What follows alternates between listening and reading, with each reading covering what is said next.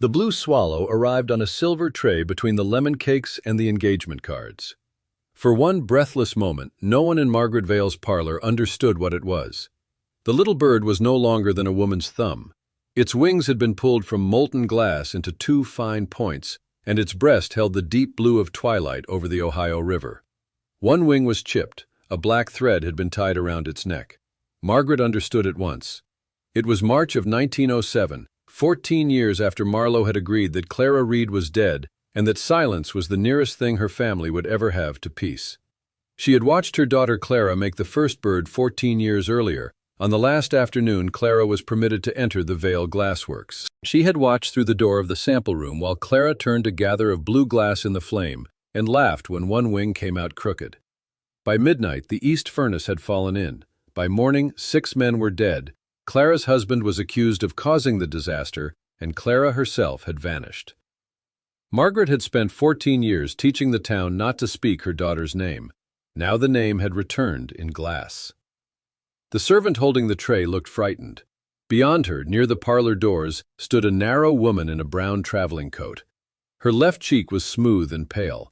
Her right cheek was drawn tight by an old burn that disappeared beneath her collar.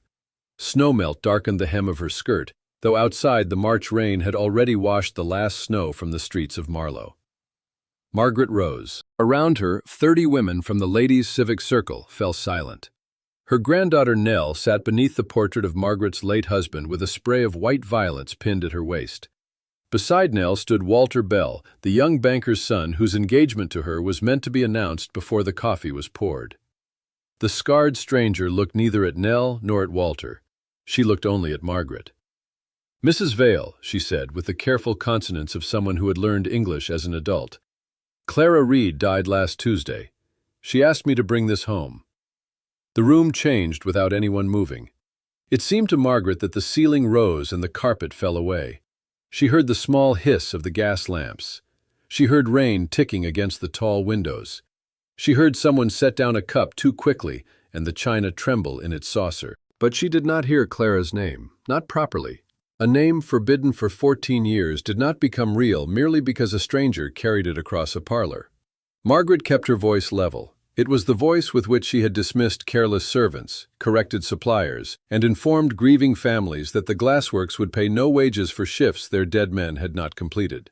She said the woman was mistaken. Her daughter had died in 1893.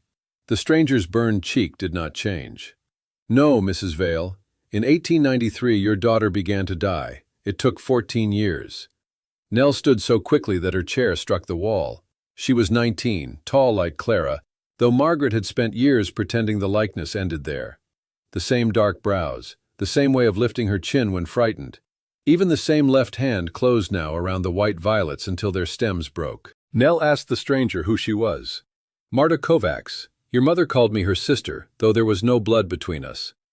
Walter Bell moved first. He stepped closer to Nell and offered his arm, a gesture so polished that several women seemed relieved. Here at least was something they understood.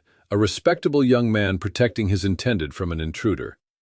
Margaret understood something else. Before evening, every house between the courthouse and the river would know that a burned foreign woman had interrupted Nell Vale's engagement reception and claimed to come from the disgraced Clara Reed. By Sunday, the story would reach the pews. By Monday, it would reach the Glassworks. By the following week, it might reach Walter's father and become a question about the marriage. 14 years of silence could be broken by one sentence. Reputation was not a stone house. It was a window. It required only one hard object thrown from the street.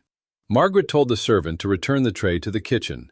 The servant obeyed, but Nell took the swallow before it could be carried away. The bird lay in her palm, bright as a bruise. Marta saw it and, for the first time, her expression softened. She told Nell that Clara had held that little bird on the final night. She had made Marta promise it would not be sold for medicine and would not be buried with her. It belonged in Marlow, Clara had said, because one small blue thing had once been left there waiting for its mate. Nell looked toward Margaret. There were questions in that look which no grandmother should have had to answer before 30 guests. Margaret felt anger come to her aid. Anger had always been more useful than sorrow. It stiffened her spine. It gave her somewhere to stand. She said there would be no spectacle in her home.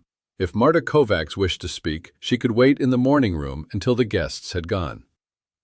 Marta glanced around the parlor, the gilt mirror, the turkey carpet, the ladies in gray and lilac silk, the banker's son with his hand near Nell's elbow. Then she looked again at Margaret. "Clara said you would make me wait until no one could hear." The words were quiet. That made them worse. Marta turned and walked out through the open doors before Margaret could stop her. The servant hurried after her with the brown umbrella she had left in the hall. No one spoke until the front door closed. Then Mrs. Ephraim Bell, Walter's mother, cleared her throat and said that the rain had become dreadful. It was a mercy offered in the language of respectable women. Margaret accepted it. She directed the coffee to be poured. She remarked upon the river road, which always flooded in March. She asked the minister's wife whether the church roof had finally been repaired. The women followed her gratefully from one harmless subject to another. Only Nell remained standing. The blue swallow had disappeared into her closed hand. Margaret Vale had been 23 when she first learned that a family could survive almost anything if its women agreed upon the same version of events. That was the year her husband, Gideon, bought the failing Marlow bottle company and put his own name over the gate. He had been the son of a blacksmith and had begun with nothing but broad shoulders and a talent for discovering what another man feared losing. Within 5 years, Vale Glass supplied medicine bottles to 3 states. Within 10, Gideon owned a brick house above the river, a pew at St. Luke's, and enough of the local bank to make men listen before he raised his voice. Margaret supplied what money could not purchase quickly. Her father had been a judge. Her mother had known which widows must be visited, which wives could be ignored, and which scandals became dangerous only when spoken aloud. Margaret brought the right china, the right black dress, the right invitations, and a manner that convinced older families to forget the blacksmith's forge. They built respectability together as if building a furnace, brick by brick, layer by layer, with heat sealed inside. Clara was born during the first profitable year. From infancy, she resisted being shaped. She cried when passed to society ladies and grew quiet in the arms of kitchen women. At 8, she escaped a birthday party to carry lemonade to the mold boys at the works. At 12, she could identify the mineral that gave a batch its color merely by looking at the flame. At 16, she told Gideon that the boys who carried hot bottles should be in school. Gideon laughed at her until she asked the same question at supper in front of the minister. Then he did not laugh. Margaret began to fear for Clara long before Samuel Reed appeared. She feared the girl's open face, her quick pity, and her inability to understand that truth had a proper room and hour. A woman could know many things. She simply could not say all of them where men conducted business. Samuel was 27, a skilled mold maker with copper-colored hair and a scar across one knuckle. He rented a room above a cooper's shop and sent half his wages to a widowed sister in Kentucky. He possessed no property, no important relations, and no instinct for lowering his eyes. Clara loved him. Margaret discovered it because of the swallows. Samuel had shown Clara how to take the waste glass left at the end of a shift and shape it with small pincers. The first bird was cloudy green and fell from the puntee before its tail could be drawn. The second was clear, almost colorless. The third was the blue one Margaret later saw in Clara's hand. There should have been 2 of them, Clara explained when Margaret found her in the sample room. Swallows returned to the same place each spring. One alone looked lost. Margaret told her that young ladies did not collect lessons from mold makers. Clara answered that Samuel knew more about glass than most men in her father's office.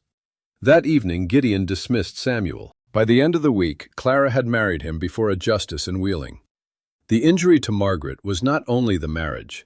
It was the laughter she imagined in other parlors. It was the women who had accepted the Vales only after 10 years of invitations and donations, now leaning toward one another to say that blood always betrayed itself. It was Gideon's silence at the breakfast table and the unopened door of Clara's room. For 6 months, Margaret did not answer her daughter's visits. For another 6, she received Clara only in the morning room and never when guests were present. Then Nell was born. A child altered the borders of punishment. Margaret went to the narrow rented house near the works on a bitter December afternoon. She found Clara pale and exhausted, Samuel heating broth over a coal stove, and the baby asleep in a clothes basket lined with a shawl. The poverty of the room offended her. So did its happiness. She lifted Nell and felt the infant's fingers close around one of hers. That small grip accomplished what apologies had not. Within a month, Margaret had arranged better rooms. Within a year, Samuel was back at the Glassworks because Gideon needed his skill during an expansion. The family began to behave as though a rough marriage had been corrected by the birth of a beautiful child. It had not been corrected. It had merely been covered. Samuel still spoke about the furnace arches that shifted under heat. He still objected when boys were assigned near the lairs after midnight. Clara still entered through the side gate with baskets for injured families. Gideon still regarded kindness as a private luxury that became dangerous when applied to wages. Margaret stood between them and called the arrangement peace. Years later, she would remember every warning that preceded the east furnace collapse. A hairline crack above the crown, a foreman who requested new fire brick, Samuel's refusal to approve another firing, Gideon's decision to continue until a large order was finished. At the time, Margaret heard only the language of men disagreeing over work. She had a dinner to plan for a state senator. Nell had outgrown her winter coat. Clara had arrived without calling cards and with soot on her cuff. These things seemed immediate. The furnace seemed distant, though its red glow could be seen from the windows at night. On the afternoon before it fell, Clara came to the Vale house with 5-year-old Nell. She asked Margaret to keep the child until morning. Samuel had discovered something, she said. They intended to go to the county inspector together after the late shift began. Clara's face was pale, but her voice was steady. Margaret refused to hear details. She told Clara that Gideon would never forgive a public accusation. Clara replied that it was not forgiveness she needed from him. Then Clara placed a blue glass swallow on the morning room table. Nell had been playing with the pair and had broken the tip from one wing.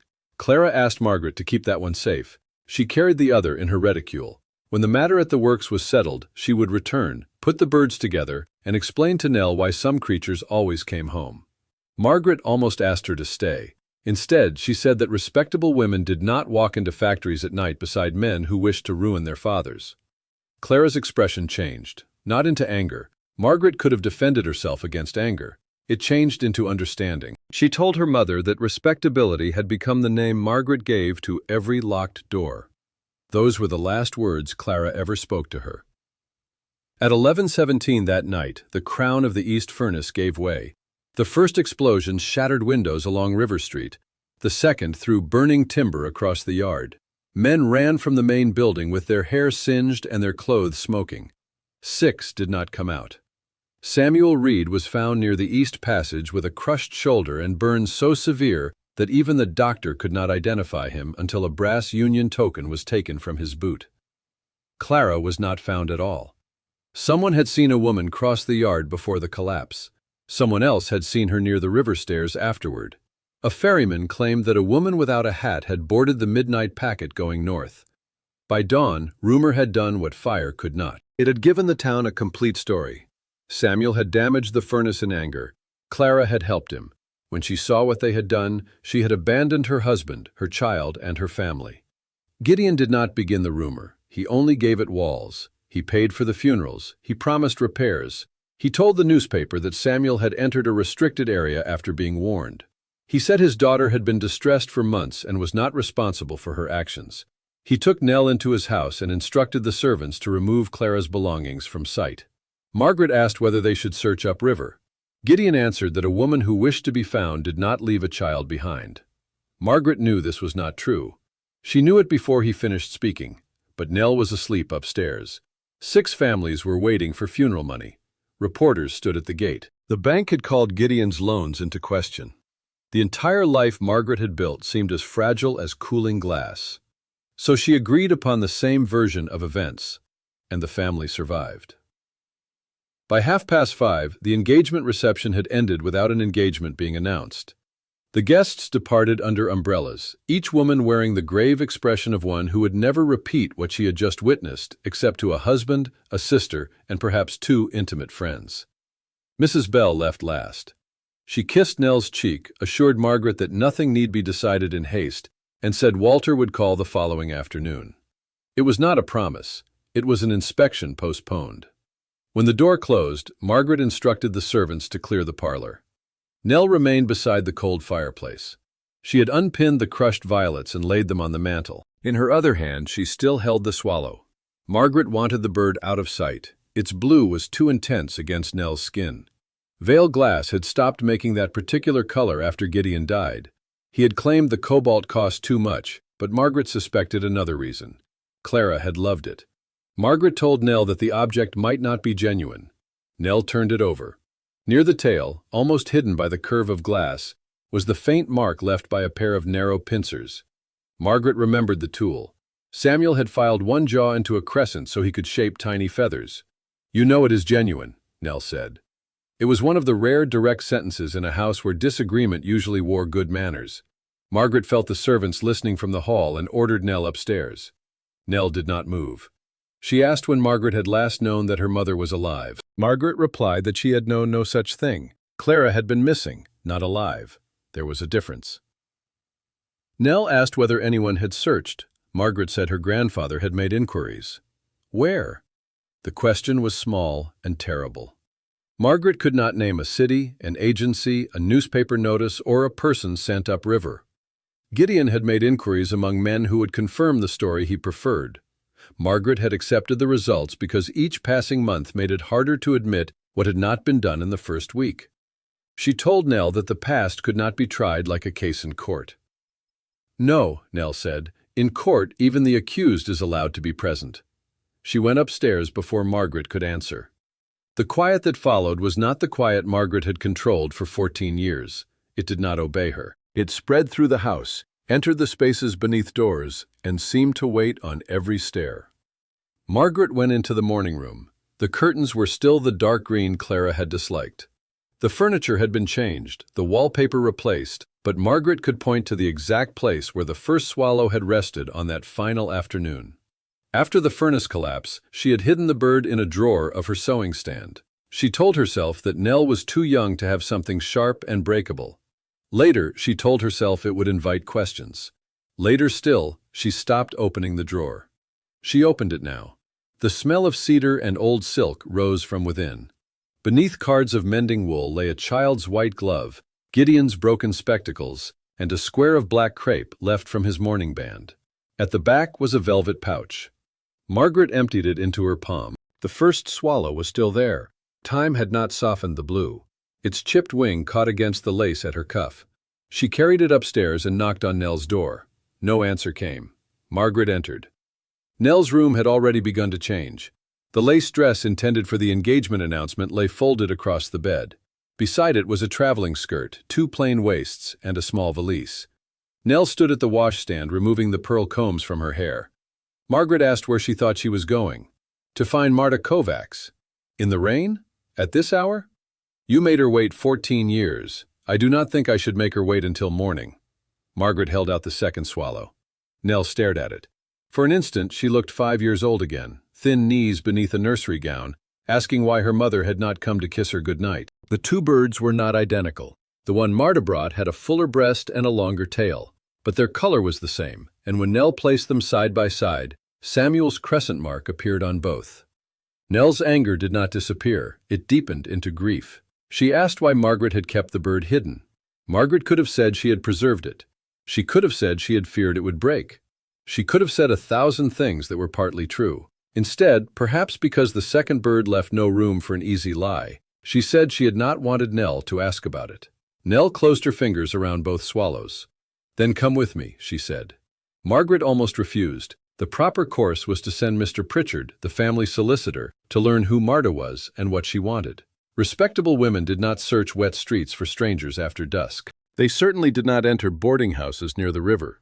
But the old rules had already failed to keep the past outside. Margaret ordered the carriage. They found Marta at the St. Agnes Home for Working Women, a brick building below Market Square, where unmarried factory girls rented narrow rooms by the week. Margaret had donated curtains to its front parlor 6 years earlier. A brass plaque bearing the name of the Civic Circle hung beside the entrance. She had never crossed the threshold. The matron recognized her and became apologetic at once. Miss Kovacs had paid for 1 night, she explained, but she seemed ill and had refused a doctor. The matron feared fever. Margaret said Nell would wait downstairs and went up alone.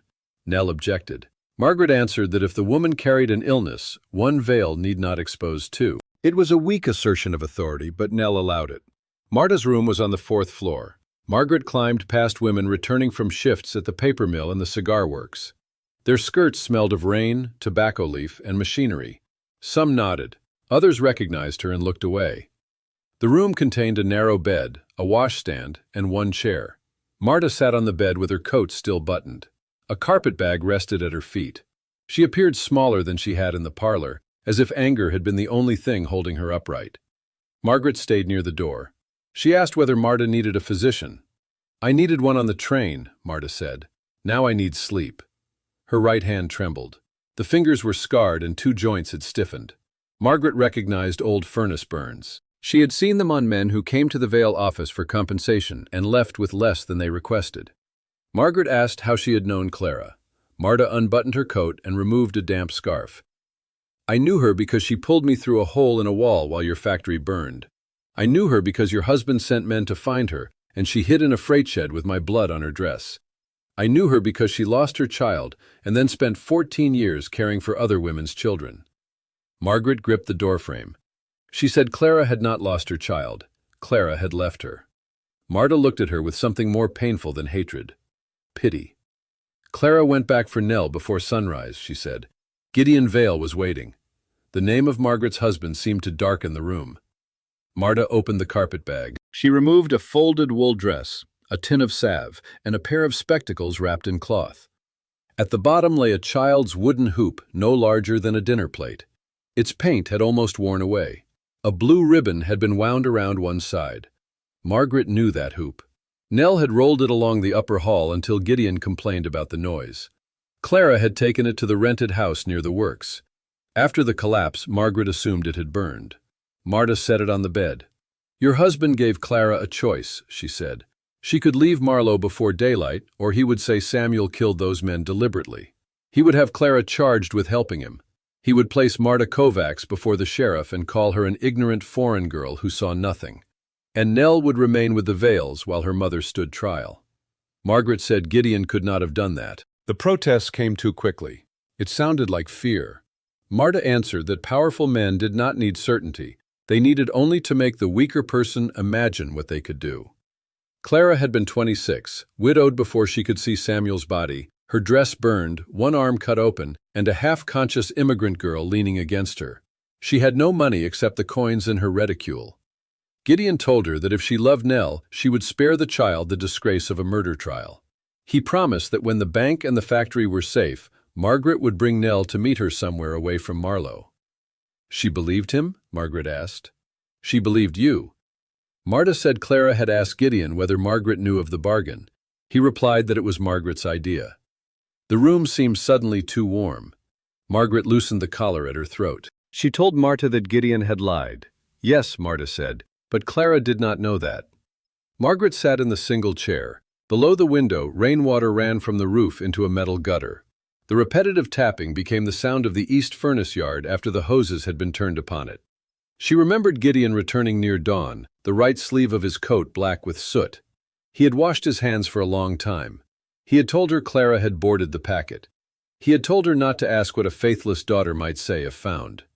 Margaret had asked no more. She looked at the wooden hoop and said Clara could have written. Marta's burned hand closed around the blue ribbon.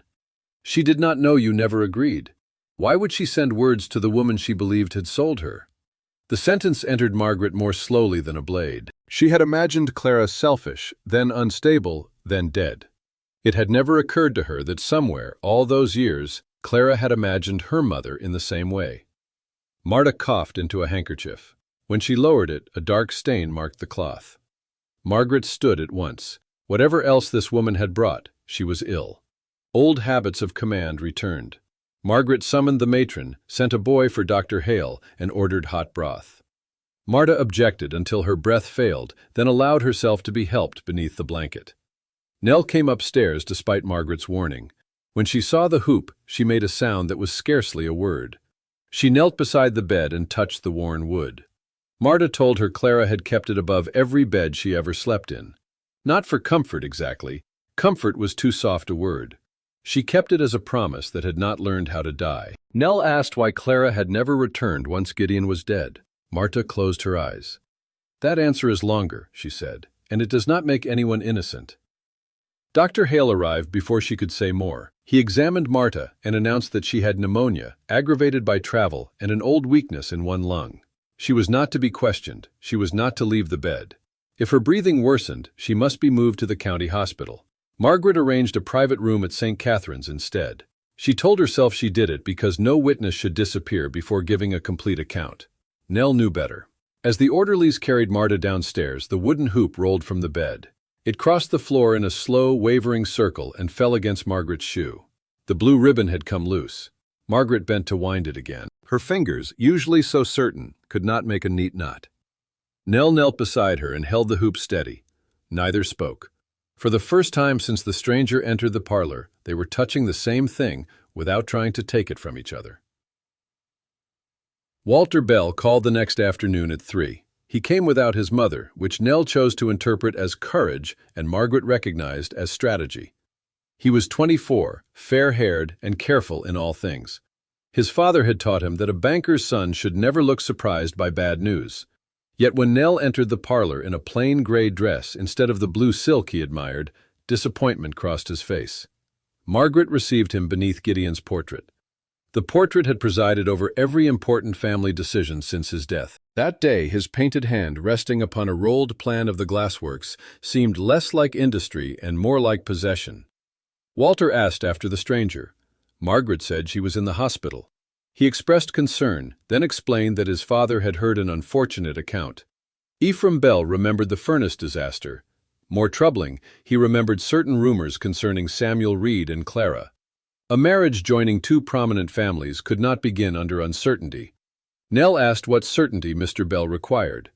Walter said the bank wished no formal investigation.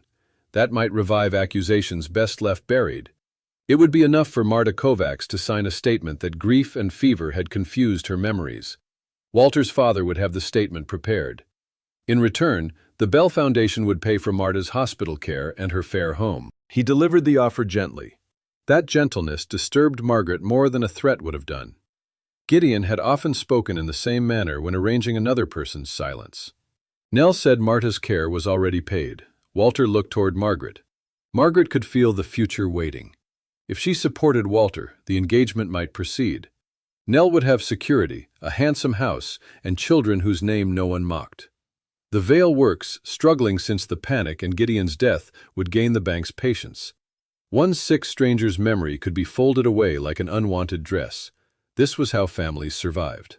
Margaret heard her own old belief and, for the first time, recognized Gideon's voice inside it. She told Walter that no statement would be signed until Marta had spoken freely. Nell turned toward her.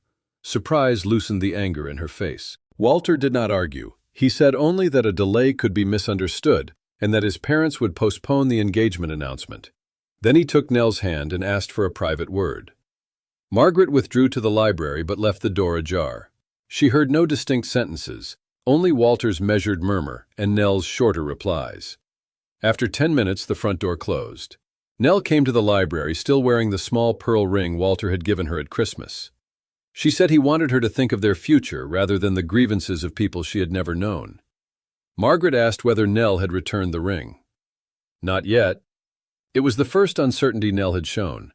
Margaret felt an impulse to tell her that doubt before marriage was a warning.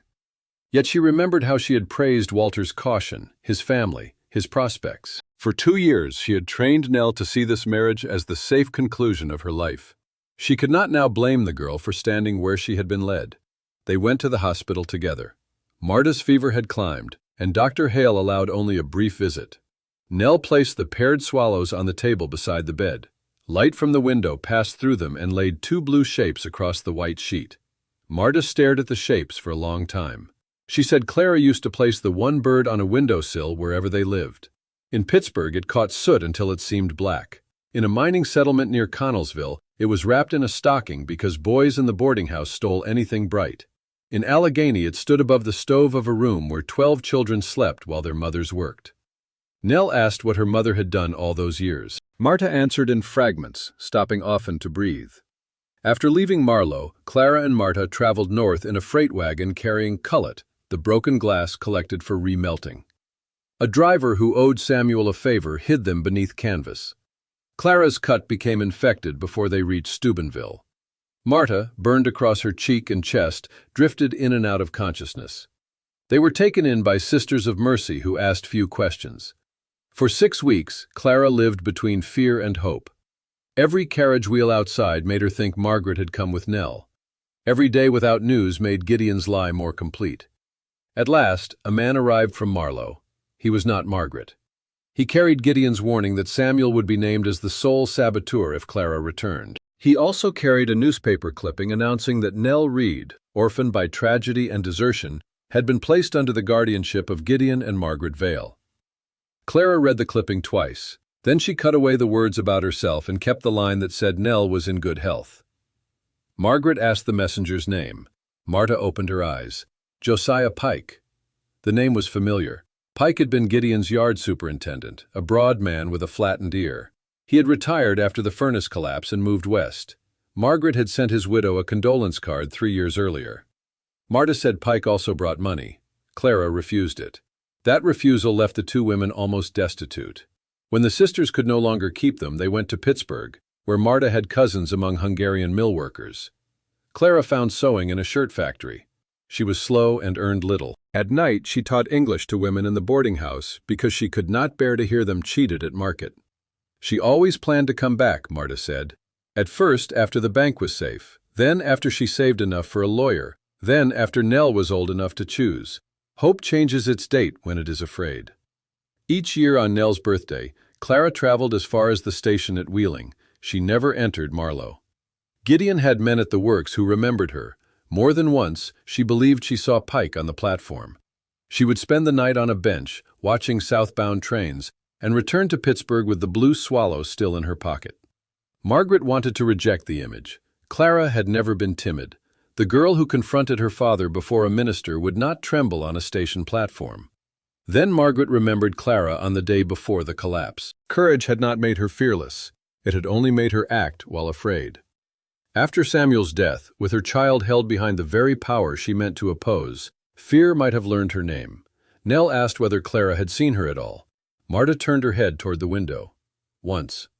The single word changed Nell's breathing. It happened in 1899, 6 years after the fire. Gideon had been dead for 8 months. Clara believed the threat died with him. She and Marta came to Marlow during the autumn fair, when strangers filled the streets. Clara wore a widow's veil and waited near the schoolhouse. Nell was 11. She came out with 2 other girls, carrying a slate and a parcel of books. Clara followed at a distance. She had meant to call her name. Instead, she heard one girl ask why Nell's mother had run away. Nell answered with a sentence Margaret had taught her. Some women cared more for excitement than for their children. Marta closed her eyes again. Clara heard you defend the Vales. She thought taking you away would tear apart the only home you trusted. Nell stood so abruptly that the chair legs scraped the floor. She went to the window and pressed her fist against her mouth. Margaret could not accuse Marta of invention. She remembered the school incident. Nell had returned home crying because girls called her the runaway's child.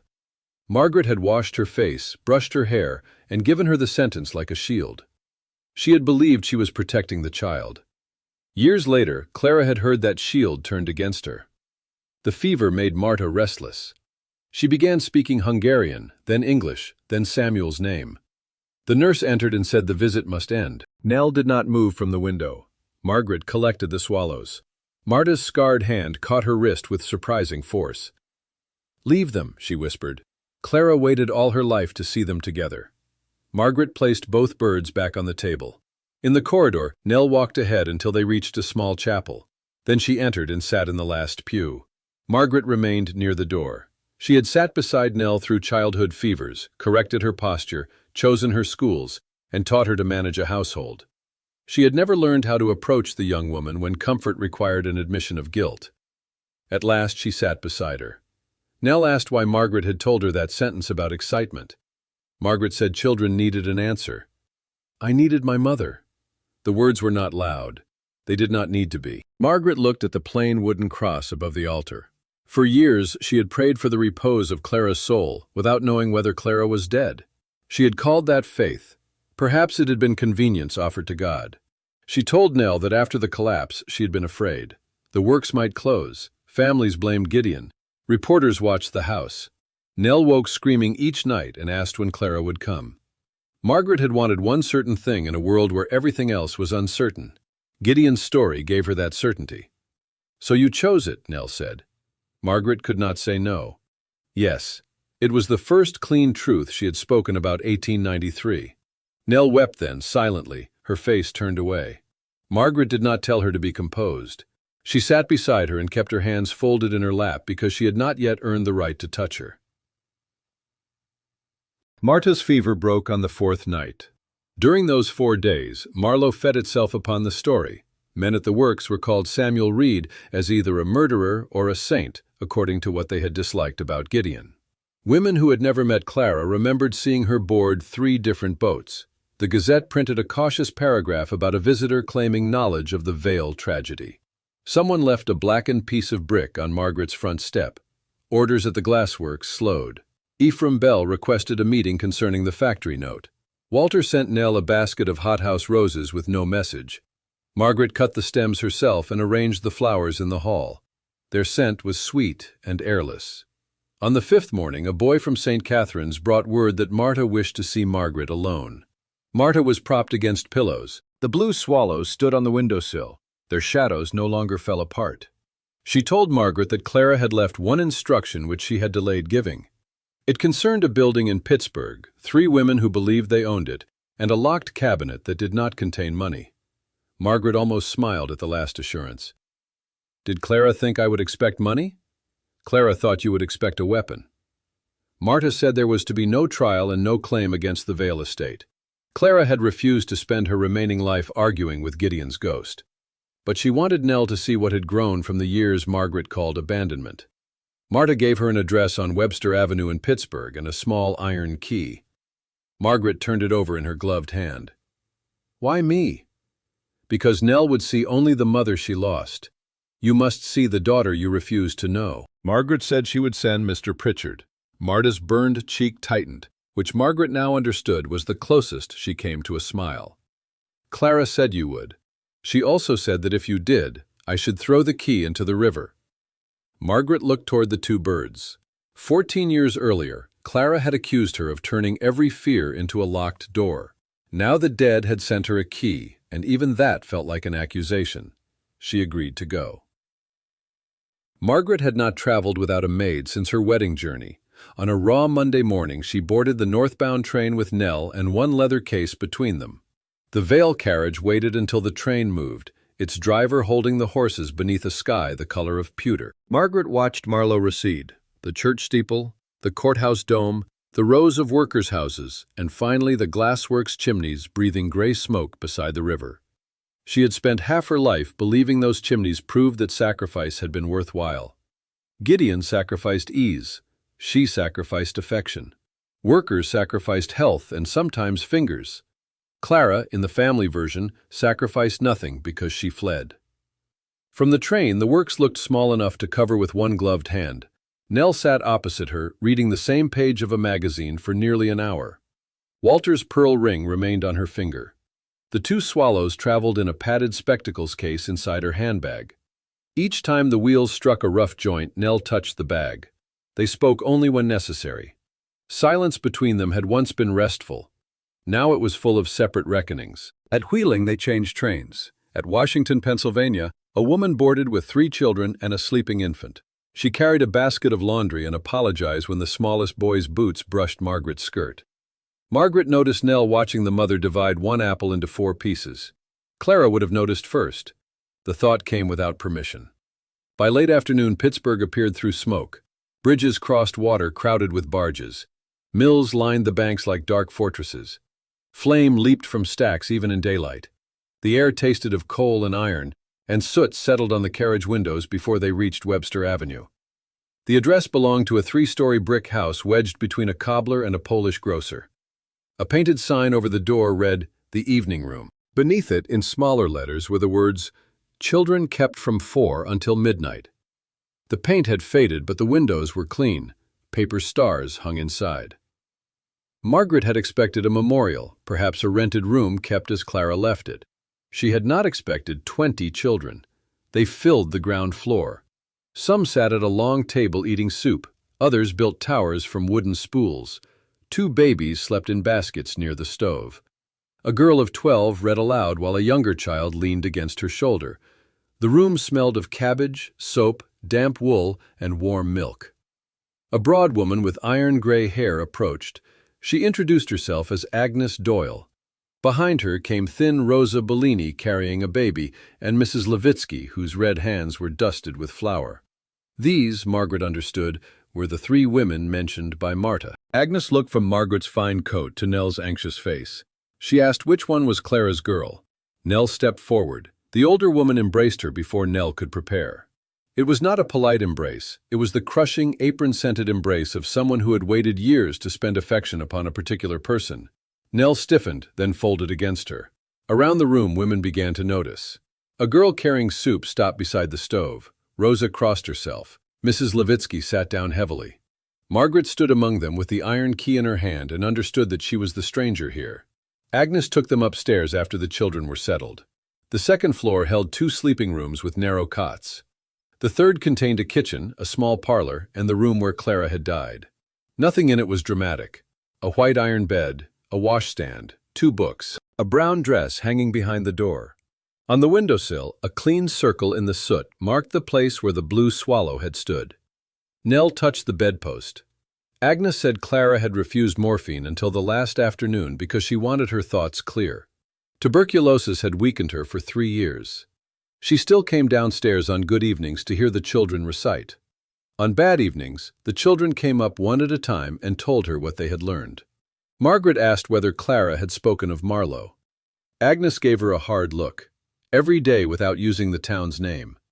Clara spoke of the child who hated crusts on bread but ate them if cut into squares.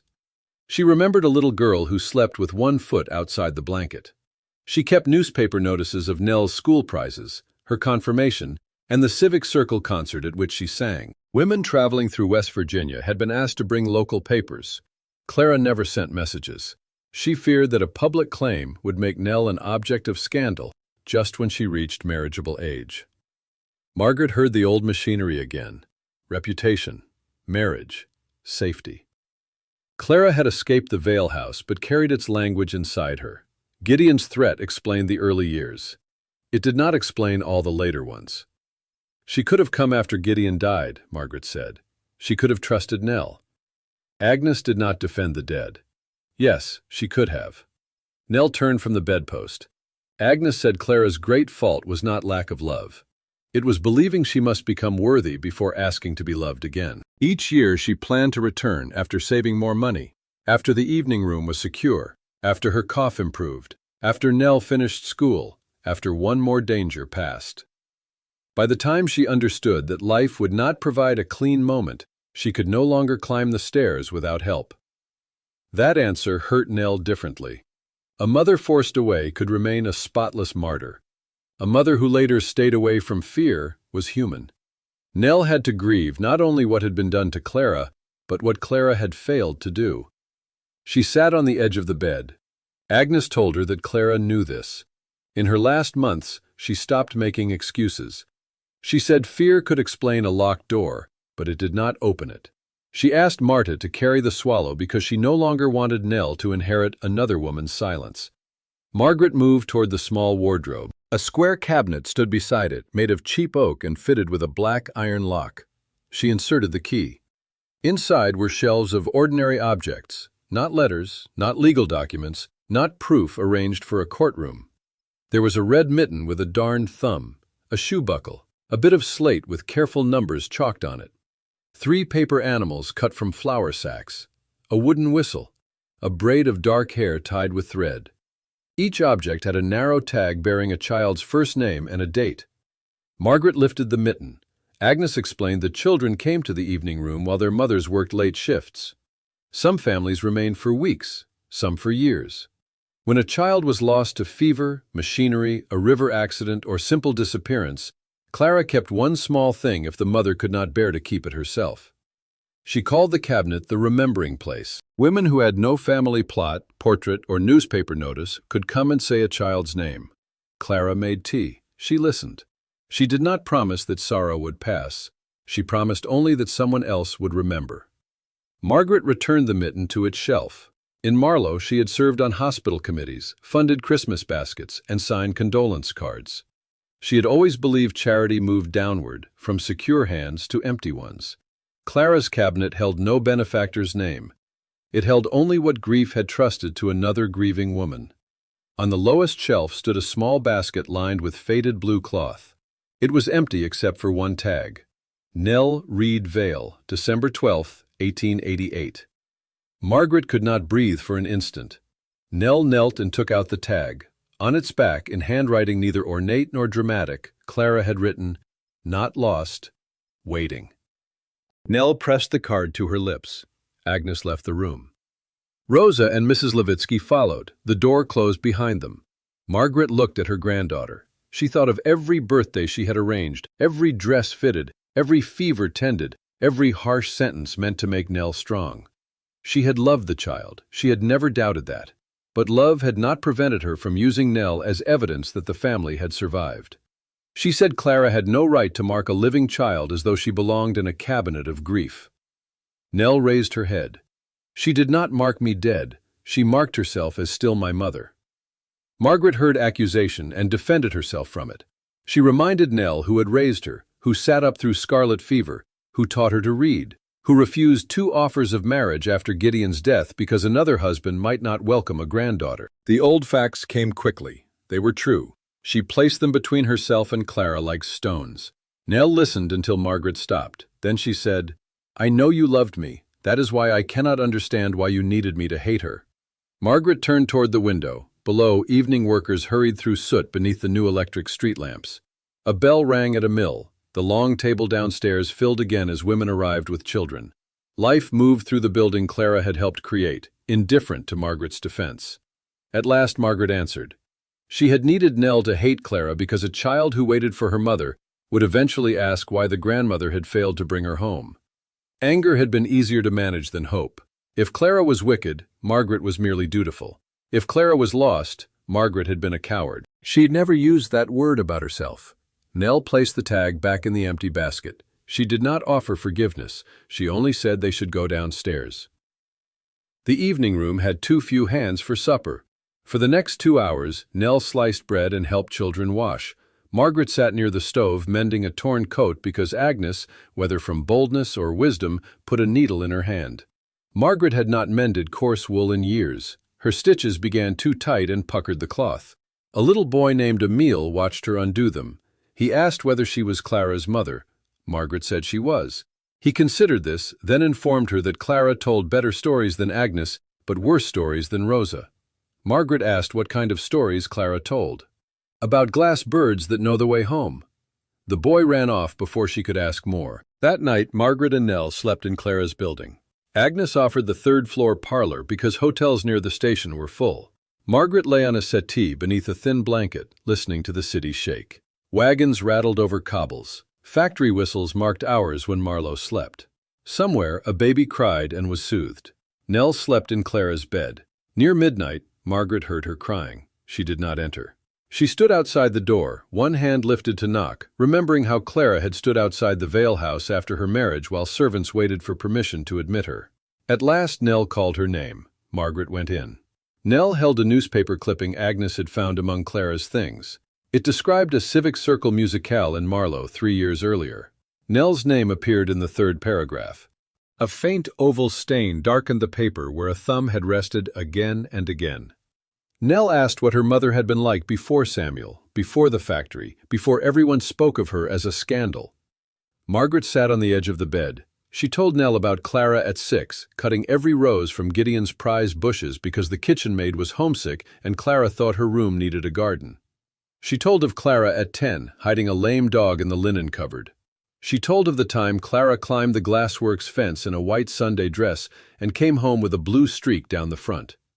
She remembered Clara's laugh, loud and unladylike, and the way she sang only the low part of hymns because she disliked reaching for notes that did not suit her voice. As Margaret spoke, the vanished daughter became a child again, not an accusation, not a tragedy, but a person who had once leaned against her knees while Margaret brushed tangles from her hair.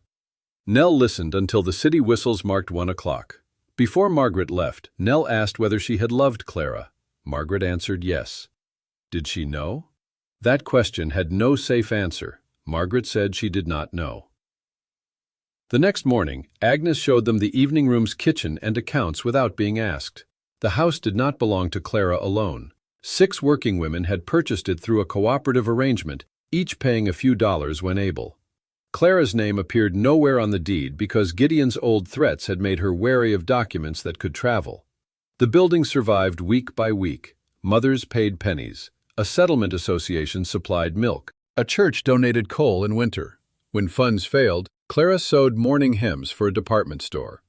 No single gift had made the place possible. Margaret asked what would happen now. Agnes said the women would continue until the landlord, illness, or hunger stopped them. You said they purchased it. We purchased most of it. The final note is due in June. Margaret asked the amount. Agnes became guarded. Clara had left strict instructions that no Vale money should purchase absolution. Money cannot purchase it, Margaret said. It was not humility. Not yet. It was the clear statement of a woman who knew the limits of currency. She asked whether the women would accept a loan at no interest, repaid according to their own schedule, with no Vale name on the building. Agnes said that depended on Nell. Margaret looked at her granddaughter. Nell asked why it depended on her. Agnes answered that Clara had wished the key, the cabinet, and any authority she possessed to pass to her daughter. Not ownership, responsibility. Nell walked through the ground floor room. Children chased spools between the tables. A mother asleep after a night shift rested her head against the wall while her daughter ate porridge. Nell had been raised for a life of calls, dinners, church committees, and careful motherhood. Walter expected her to preside over a large house. No one had ever asked what work she might choose. She said she could not decide in one morning. Agnes approved. Then you are already wiser than most people who come to help us. Before leaving, Nell placed the 2 swallows on Clara's empty windowsill. Sunlight passed through them and painted the soot blue. Margaret asked if she meant to leave them. Nell said one bird had spent 14 years in Marlow and one in Pittsburgh. For now, they belonged together in the only home Clara had chosen freely. They returned to the station without them. Margaret felt their absence all the way home. Marlow looked unchanged when they returned, which Margaret found offensive. The same shopkeepers swept their thresholds. The same children crossed Market Street under the same dripping trees. Vale Glass blew the noon whistle. Smoke leaned east over the river. She wanted some visible sign that the town had been built upon a lie, but brick and water had no interest in confession. At the house, 3 messages waited. Dr. Hale reported that Marta was improving. Mr. Pritchard requested instructions about the Gazette. Ephraim Bell summoned Margaret to the bank at 10 the next morning. The 4th message was not written. Walter sat in the parlor with a hat on his knees. He asked Nell to walk with him. She refused to leave the house but agreed to speak in the conservatory, where rain tapped the glass roof and dead geranium stalks stood in clay pots. Margaret did not listen this time. She went to Gideon's library and opened the desk he had used until the week before his death. The drawers contained nothing concerning Clara. Gideon had been meticulous in destroying what threatened him and careless in preserving what praised him. There were invitations, certificates, a photograph of the new furnace, and a silver trowel from the workers' hospital cornerstone. Margaret laid each item on the carpet. Behind a drawer she found a narrow strip of cardboard. It was a claim check from the Wheeling station dated October 3, 1899, the week Clara had watched Nell leave school. Gideon's name was printed on the back. He had been dead 8 months by then. Margaret stared until the error became clear. It was not Gideon's name. It was her own, written as M. Vale in a clerk's hand. On that date, Margaret had traveled to Wheeling for a dress fitting. She had left a trunk at the station, taken tea with her cousin, and returned on the evening train. She searched her memory. The platform had been crowded for the autumn fair. A veiled woman had stood near the newsstand. Margaret had noticed the woman's worn gloves because they were mended with blue thread. For one instant their eyes met through the veil. Margaret had looked away. She had told herself the woman was a beggar. Later, on the train, she remembered Clara's eyes and dismissed the thought as punishment invented by grief. Clara had come within 6 feet of her. She sat on the library floor among Gideon's honors. The station check bent in her hand. It would have been easy to blame the veil, the crowd, or the years, yet the truth was simpler. Margaret had spent so long refusing to see Clara that when Clara stood before her, her mind completed the refusal. The conservatory door opened. Walter left without entering the library. His face was pale, and he did not say farewell. Nell appeared a moment later. The pearl ring was gone. She saw Margaret on the floor and came to her. Margaret gave her the station check and told her what she remembered. Nell's face tightened with fresh pain, but she did not accuse. There was nothing left to accuse that Margaret had not already said. She sat beside her among the certificates. After a while, Margaret asked what Walter had said. He loved Nell, or believed he did, but he wanted a life in Marlow, a position at the bank, and the approval of parents who could offer both. He asked Nell to postpone all decisions concerning Clara until after the wedding. Once she was Mrs. Walter Bell, he promised, they might privately support the evening room. Nell asked whether she would be permitted to speak her mother's name in their house. Walter could not answer, so she answered for him and returned the ring. Margaret thought of the wedding gown already half-finished in Cincinnati and the silver ordered with Nell's new initials. Her mind, trained by decades of household management, began measuring waste. Then she saw Clara's claim tag in memory. Not lost, waiting. She took Nell's hand. It was the first time Nell allowed her. Ephraim Bell received Margaret in the bank's director's room beneath a clock that ran 3 minutes fast. He was 60, soft-spoken, and shaped like a man who had never carried anything heavier than another person's debt. He expressed regret over the broken engagement. Then he placed 2 matters on the polished table. The first was the note on Vale Glass. Orders had declined, fuel costs had risen, and the factory needed an extension. The second was a statement drafted for Margaret's signature. It did not call Marta a liar. It merely said that Clara's whereabouts after the disaster remained uncertain, that Samuel had been found in a restricted area, and that the Vale family saw no reason to reopen painful questions. If Margaret signed, the bank would extend the note. She read the statement twice. 14 years earlier, Gideon had placed a similar choice before Clara: silence or danger to those who depended on her. Margaret had condemned her daughter for leaving. Now she felt the machinery of the choice around her own ribs. Vale Glass employed 183 men and boys. Their wages fed families. A refusal could close the plant. An agreement would not change what happened. It would only preserve uncertainty. Ephraim spoke of duty to the living. Margaret nearly signed. Then she noticed the inkstand. It had been made at Vale Glass for the bank's 25th anniversary, a heavy square of clear glass with a cobalt line drawn through its center. Clara had designed that line. Gideon said colored glass in a formal office looked frivolous, but Ephraim had admired it and ordered 12. Even in this room, Clara's work had survived without her name. Margaret put down the pen. She said the factory note and the family's past were separate matters. If the bank wished to seize the works, it could do so honestly. She would not purchase time with another woman's silence. Ephraim's courtesy cooled. He reminded her that sentiment did not meet payroll. Neither does a lie, Margaret said. It was not entirely true. Lies had met many payrolls. She had simply reached the end of what this one could buy. She left the unsigned statement on the table. Outside, workers from the plate glass line had gathered across the street. News of the bank meeting had traveled ahead of her. Some removed their caps. Others watched with the flat suspicion of men whose lives were discussed behind doors. A tall, elderly man pushed through them. One eye was clouded white, and his beard had been cut close along a burn scar. Margaret knew him after a moment. Abel Hart, the night watchman from 1893. He asked for 5 minutes. They spoke in the carriage parked beside the bank while rain ran down the glass. Abel had left Marlow after the collapse. Gideon paid his train fare and found him work at a bottle plant in Indiana. In return, Abel signed a statement that Samuel entered the East Passage without authorization. It was true, but not complete. Samuel entered because Abel had shown him a fallen brick from the furnace crown. Clara arrived carrying a message from the county inspector, who had agreed to visit the next morning. Samuel ordered the East crew out before the firing was complete. The superintendent countermanded him. Men argued, then the arch groaned. Samuel ran toward the passage, not to damage the furnace, but to release a jammed iron gate. 3 workers escaped because he held it open. He died beside it. Clara did not flee the yard after causing the collapse. She climbed onto the batch house steps and struck the shift bell with an iron bar after the rope burned through. The bell warned men in the packing shed before the second explosion. Then she went back for Marta, who had been sorting cullet in a side room. Abel saw both women crawl through a broken section of wall. He helped them reach the river stairs. Gideon found them there. Margaret asked why Abel had said nothing.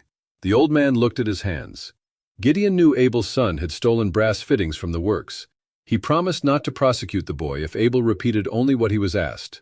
Abel chose his child. "I told myself any father would," he said. "Then my boy died in Cuba, and I still kept quiet. After that I told myself speaking would only hurt the dead. A man can move the reason for silence farther every year, same as moving a fence.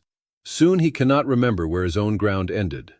Margaret knew the country he described. She asked why he had returned now. Abel held out a folded copy of the Gazette. The paragraph about Marta was marked in pencil. He had recognized the name of the burned girl. His wife had told him that if a foreign woman could cross 2 states while sick to speak, he could cross 1 while old. He was willing to repeat his account before the county solicitor, the newspaper, or the workers.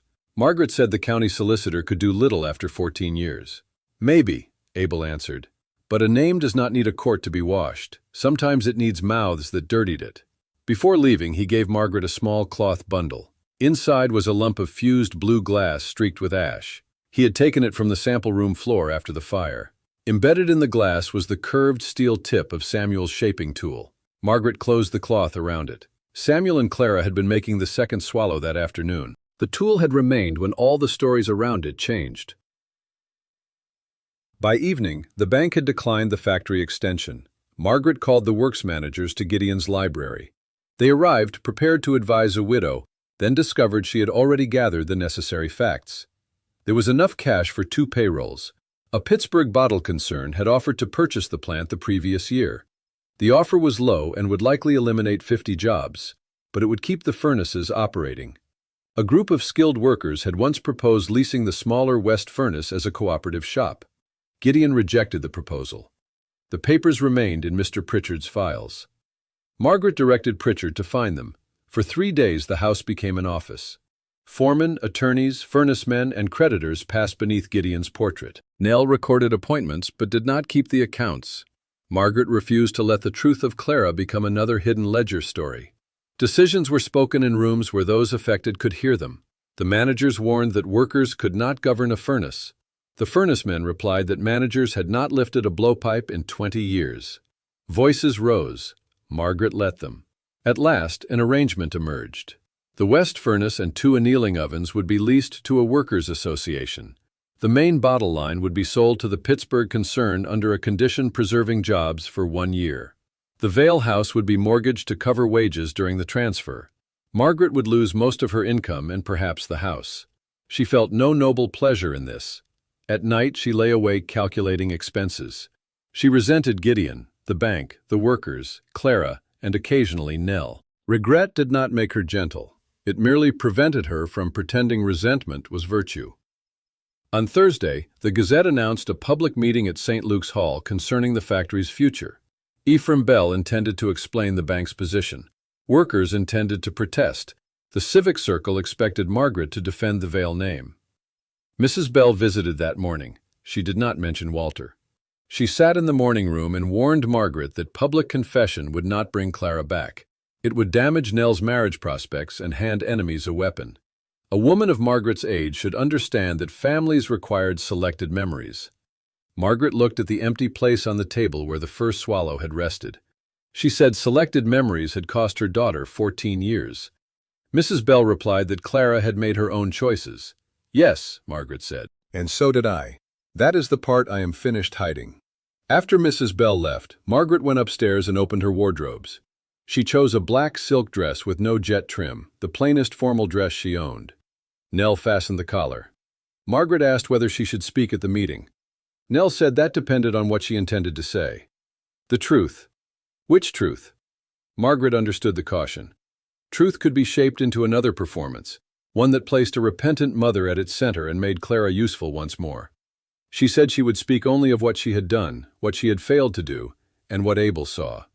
Clara's life belonged to those who had shared it. Nell could decide how much of that life Marlow deserved to hear. Nell fastened the last hook.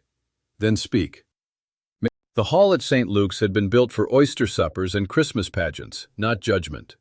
Its ceiling was low, its benches hard, and its small platform still smelled faintly of candle wax from the children's Epiphany play. By 7 o'clock, men stood along the walls. Factory wives filled the rear rows. The civic circle occupied the front left, dressed as if attendance were a form of mourning. Ephraim Bell sat on the platform beside the mayor. Abel Hart waited near the stove. His cloudy eye watered in the heat. Nell sat in the first row with Marta's empty chair beside her. The doctor had not permitted Marta to attend, but Nell refused to let the absence disappear. Margaret entered last. A murmur followed her down the aisle. For 30 years she had understood how to use a room's attention. She knew when to pause, when to lower her voice, and when a widow's black dress could command more authority than a man's raised fist. That evening the attention felt different. It did not belong to her. It belonged to the names that had been excluded.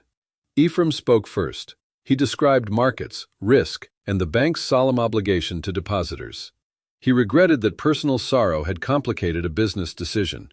He praised Gideon Vale's contribution to Marlow and suggested that old accusations should not be allowed to threaten current employment. Several men applauded. More did not.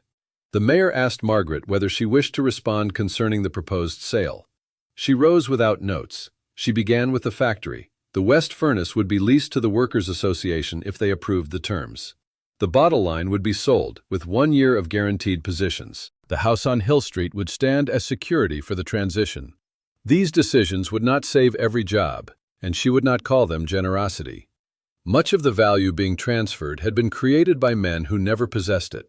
The hall shifted. This was not the speech anyone expected. Then Margaret spoke Samuel Reed's name.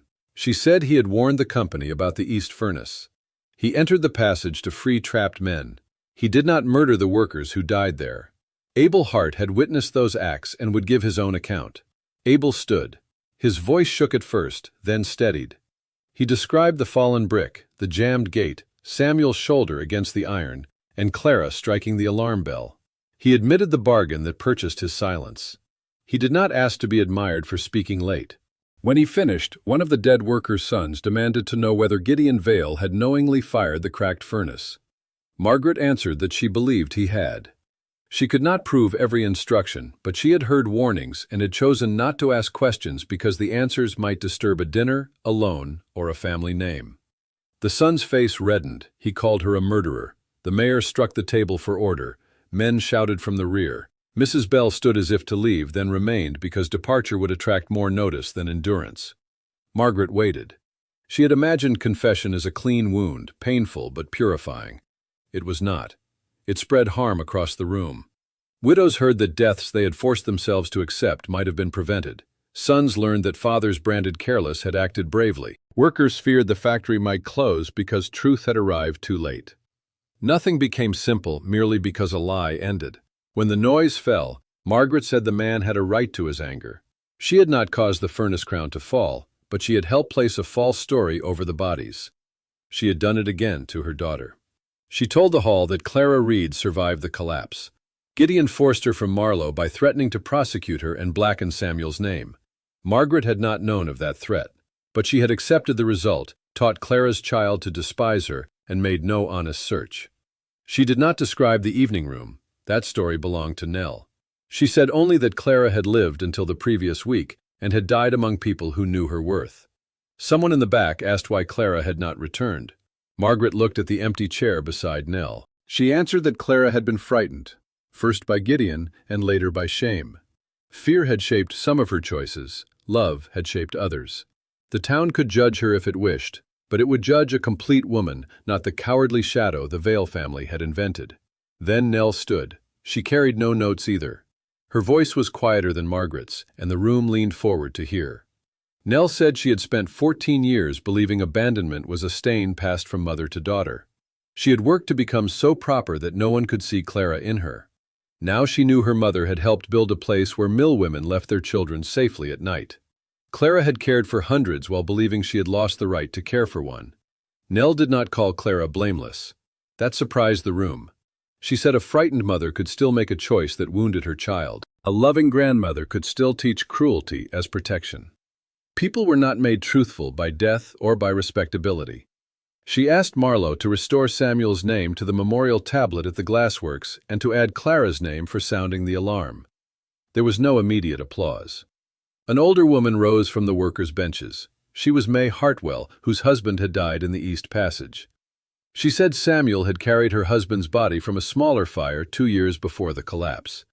She had never believed him a murderer, but belief whispered in a kitchen could not compete with the Vale name printed in a newspaper. Another man stood. Then a former mold boy. Then the daughter of the night foreman. Memories long kept private began to cross the hall. They did not agree in every detail. Some blamed Gideon. Some blamed the superintendent. One still blamed Samuel for defying orders. But his name was spoken by people who had known him, and the old single story could no longer contain them. The meeting lasted past midnight. When Margaret left, no one applauded her. Mrs. Bell passed without acknowledgement. A furnace worker removed his cap, then seemed to regret it. The son who had called her a murderer stood under the church eaves smoking in the rain. He turned his back as she approached. Margaret did not expect forgiveness from a man whose grief she had managed for him. Nell joined her at the carriage. "Was it enough?" Margaret asked. Nell looked through the rain toward the river. "It was what should have happened 14 years ago. Enough is a different question." They rode home side by side. Marta was sitting up when they visited the hospital the next morning. News of the meeting had reached St. Catherine's before breakfast. A nurse whose brother worked at the furnace had repeated every detail, improving several. Marta listened while Nell gave the accurate account. She showed no triumph. Clara had not asked for Gideon to be destroyed. He was already dead. She had wanted Samuel separated from the word murderer and Nell separated from the word deserted. Margaret sat beside the bed. There was one question she had not asked because it belonged too closely to the source of her own grief. For 14 years she had imagined Clara wandering from city to city, afraid and unnamed. After learning of the tuberculosis, a new image came. Clara dying in a narrow room with only Marta beside her, still waiting for a daughter who did not know to come. Margaret asked whether Clara had been afraid at the end.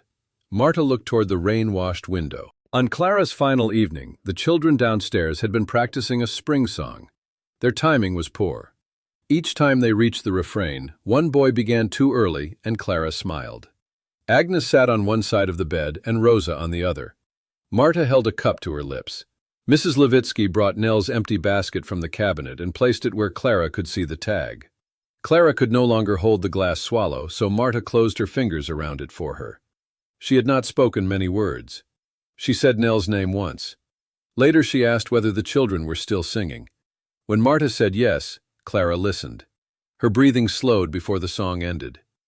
"She was not alone," Marta said. "That is what you came to ask." Margaret bowed her head. For years she had imagined herself as the abandoned one. Now she understood that Clara had not spent her life outside love. She had made another family, not a replacement, not a consolation prize, but a circle of women and children who knew when she coughed in the night, how she took her tea, which stories she told badly, and where the blue swallow stood. Margaret's absence had been real. It had not made Clara's life empty. The knowledge wounded her pride and soothed something deeper. She thanked Marta. Marta's scarred hand lay on the blanket. Margaret covered it with her own. The gesture did not erase the compensation denied to burned girls, Gideon's threat, or Margaret's years of silence. It was only a hand resting over another hand. Marta allowed it. Spring came late to Marlow. The factory transfer took 6 weeks.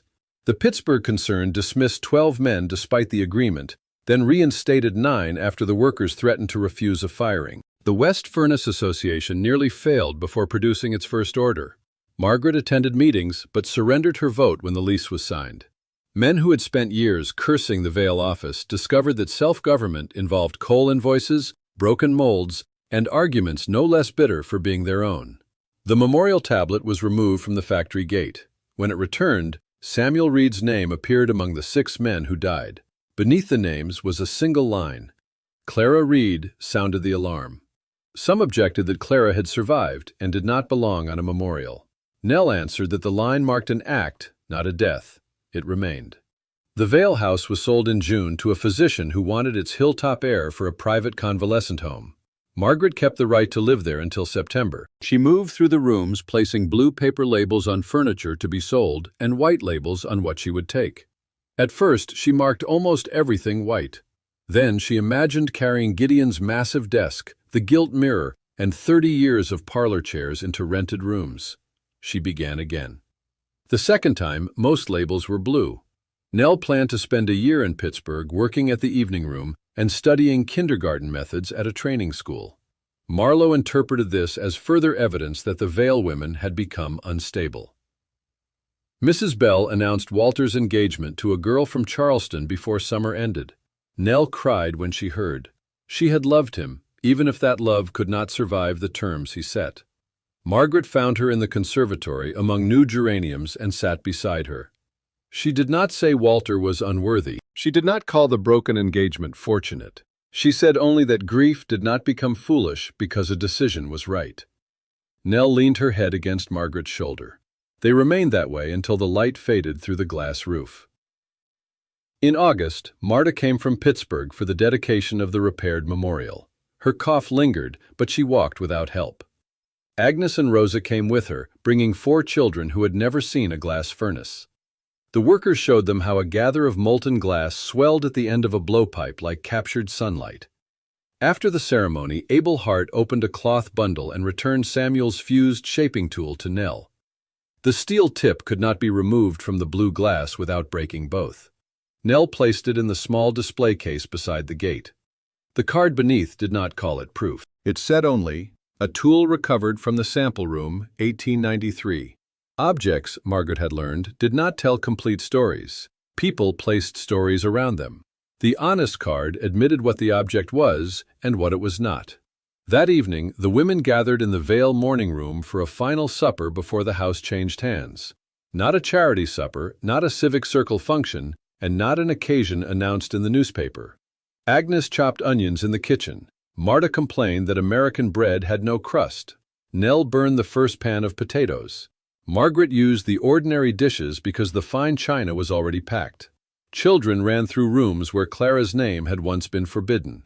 At the end of the meal, Agnes opened a padded box. Inside lay the paired swallows. She said the evening room windowsill seemed wrong without them, but Clara had asked for the birds to come home. Nell should decide where home was now. Nell set one swallow before Margaret and kept the other.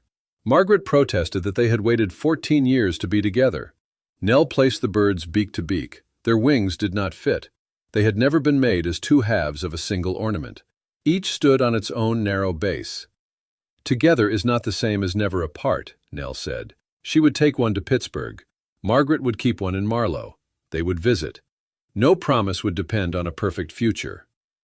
Margaret touched the chipped wing of her bird. This time, she did not hide it in a drawer. In September, Margaret moved into 3 rooms above a bookseller on Market Street. From the front window, she could see the courthouse and, beyond the roofs, one Vale chimney. The rooms were smaller than Gideon's library. The kitchen stove smoked. Delivery wagons woke her before dawn. For the first month, she hated them. She missed the hill air, the servants' footsteps, and the certainty that any caller knew which door to use. Regret had not cured her of comfort. More than once, she passed the former Vale house and resented the convalescent patients sitting on her veranda. Then routines formed. She learned to light the stove without filling the kitchen with smoke. She kept her own appointments. Twice a week, she assisted at St. Catherine's with women discharged from the factory wards. At first, they distrusted her. Some always would. On Sundays, she wrote to Nell. The first letters were stiff reports about weather and acquaintances. Nell answered with stories of the evening room. Emile had learned to read. A new baby cried unless carried near the stove. Agnes had finally permitted electric lights in the workroom. Gradually, Margaret wrote less about who had called and more about what she remembered of Clara. She did not revise the memories to make herself kind. She wrote about the roses cut from Gideon's garden and admitted she had punished Clara. She wrote about the lame dog and admitted she had sent it away. She wrote about brushing Clara's hair and how the girl always turned at the wrong moment, pulling the comb. Nell kept the letters, not as evidence, but as pieces of a mother she was assembling without pretending the picture would ever be complete. In December, on Nell's 19th birthday, Margaret traveled to Pittsburgh. The evening room windows glowed through early snow. Children had cut blue paper birds and hung them from the ceiling. The real swallow stood above the stove, safe behind a small wire guard. Nell met Margaret at the door wearing an apron dusted with flour. She looked tired and happy, then merely tired, then happy again.